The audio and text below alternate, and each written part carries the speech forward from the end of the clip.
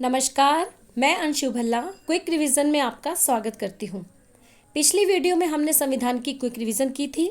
आज मैं आपको संविधान के पहले पेज, प्रस्तावना, उद्देशिका या प्रम्बल के बारे में बताऊंगी। संविधान के विशेषज्ञ, भारत के प्रमुख अर्थशास्त्री और न्यायवादी नानी पालकीवाला ने प्रस्तावना को संविधान का परिचय पत्र कहा, यानी कि यही प्रस्तावना है जिससे हमें पूरे संविधान का परिचय पता चलता है। पंडित जवाहरलाल नेहरू जी ने 13 दिसंबर 1946 ईस्वी को संविधान सभा में एक उद्देश्य प्रस्ताव पारित किया। यह प्रस्तावना उसी पर आधारित है। यह है प्रस्तावना। बिल्कुल साधारण तरीके से मैं आपको बताऊंगी इसके बारे में कि जब भी हम कोई निबंध लिखना शुरू करते हैं तो सबसे पहले उसकी भूमिका यानी कि प्रस्तावना लिखते हैं, इंट्रोडक्शन। इसी प्रकार जब हम संविधान पढ़ना शुरू करते हैं तो सबसे पहले उसकी प्रस्तावना को पढ़ते हैं, यानी कि प्रम्बल। इसी पेज पर प्रस्तावना संक्षिप्त रूप से लिखी हुई है और इस संविधान के उद्देश्य भी इसी पेज पर लिखे हुए हैं। प्रस्तावना के शब्द को सबसे पहले अमेरिका ने अपनाया। भारत ने प्रस्तावना का विचार अमेरिका से और प्रस्तावना की भाषा को ऑस्ट्रेलिया के संविधान से लिया। प्रस्तावना में टोटल 85 वर्ड्स हैं, यानी कि 85 शब्द। 1949 ईस्वी में संविधान की मूल प्रस्तावना में, इसकी प्रम्बल में, भारत को केवल प्रभुत्व संपन्न लोकतंत्रात्मक गणराज्य कहा गया।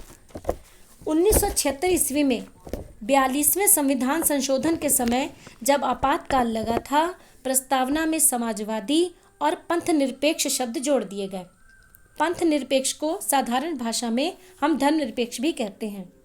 एक बात याद रखें कि प्रस्तावना में अभी तक केवल एक बार ही संशोधन हुआ है और वो हुआ है 1976 में, और संशोधन था 42वां।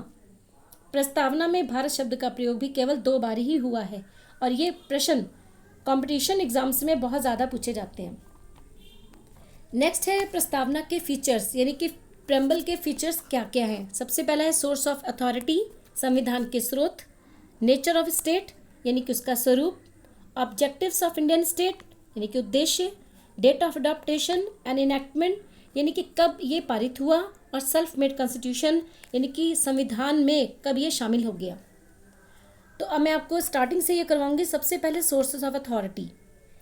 प्रस्तावना जिन शब्दों से शुरू होती है वो है we the people of India, यानी कि हम भारत के लोग। संविधान का निर्माण लोगों द्वारा ही हुआ है और इससे पता चलता है कि इसके मुख्य सोर्सेज, इसके मुख्य स्रोत कौन है? यहाँ के लोग। अब है नेचर ऑफ स्टेट। इसका सबसे पहला पॉइंट है सॉवरन स्टेट, यानी कि संपूर्ण प्रभुत्व संपन्न। भारत अपने आंतरिक और बाहरी निर्णय लेने के लिए स्वतंत्र है, वो किसी के अधीन नहीं है।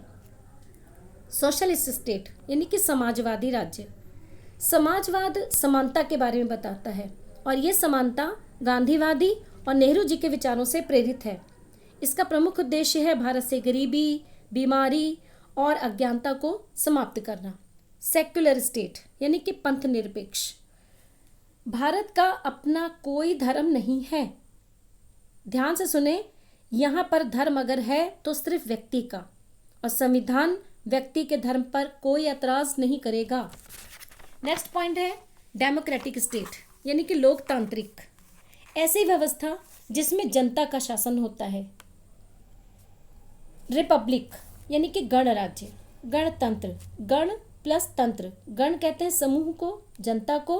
तंत्र कहते हैं शासन व्यवस्था को, यानी कि ऐसी शासन व्यवस्था जिसका वास्तविक शासक जनता द्वारा चुना जाता है और ये वंशानुगत नहीं होता, यानी कि पीढ़ी दर पीढ़ी वही व्यक्ति वहाँ पर गद्दी पर नहीं बैठेगा। नेक्स्ट पॉइंट है हमारा ऑब्जेक्टिव ऑफ इंडियन स्टेट्स, यानी कि इसके प्रमुख उद्देश्य क्या हैं। सबसे पहला है न्याय, यानी कि जस्टिस। प्रस्तावना में सामाजिक, आर्थिक और राजनीतिक न्याय की बात की गई है। सामाजिक, जिसमें सामाजिक स्थिति सभी के बराबर हो। आर्थिक, यानी कि संपत्ति का वितरण समान हो। और राजनीतिक न्याय, वयस्क मताधिकार। नेक्स्ट हमारा पॉइंट है स्वतंत्रता, यानी कि लिबर्टी। भारत किसी की गुलामी या दासता से व्यक्ति को मुक्त करता है। समानता, यानी कि इक्वालिटी। संविधान देश में सामाजिक, आर्थिक और राजनीतिक समानता देता है। यहाँ से क्वेश्चन आता है कि समानता में सबसे पहले किस समानता की बात की गई है? तो इसका एक शॉर्ट शब्द याद रखिए, सारा। सा से सामाजिक, आ से आर्थिक और रा से राजनीतिक। नेक्स्ट पॉइंट है फ्रेटर्निटी, यानी कि ब्रदरहुड, भाईचारा। देश में एकता और अखंडता को बनाए रखने के लिए देश में भाईचारा या बंधुत्व को बढ़ावा देता है। अखंडता, जो शब्द इसमें अखंड यूज हुआ है, अखंड यानी कि जिसके टुकड़े ना हो, जो बटा हुआ ना हो। हमारा देश एक अखंड देश है। जम्मू कश्मीर से लेकर कन्याकुमारी तक और गुजरात से लेकर अरुणाचल प्रदेश तक भारत एक अखंड राष्ट्र है। शपथ लेते समय भी प्रधानमंत्री या राष्ट्रपति भारत को अखंड रखने की शपथ लेते हैं। नेक्स्ट पॉइंट है डेट ऑफ एडॉप्टेशन। संविधान सभा में 26 नवंबर 1949 ईस्वी को अंगीकृत किया गया। यह प्रस्तावना 26 नवंबर 1949 को अंगीकृत यानी कि स्वीकृत की गई। Self made constitution. बेरूबाड़ी मामले में सुप्रीम कोर्ट ने प्रस्तावना को संविधान का अंग नहीं माना था, लेकिन बेरूबाड़ी मामले के बाद केशवानंद भारती वाद में, केशवानंद भारती मामले में सुप्रीम कोर्ट ने प्रस्तावना को संविधान का एक प्रमुख हिस्सा माना। प्रस्तावना को भारत का प्रमुख अंग मान लिया गया। अगर लास्ट में आपसे कहना चाहूँगी कि अगर आपको मेरी वीडियो पसंद आई हो तो please like, share and subscribe करना ना भूलें। और अगली वीडियो जो मेरी होएगी वो होंगी संविधान की विशेषताएं, characteristics of constitution. Thank you.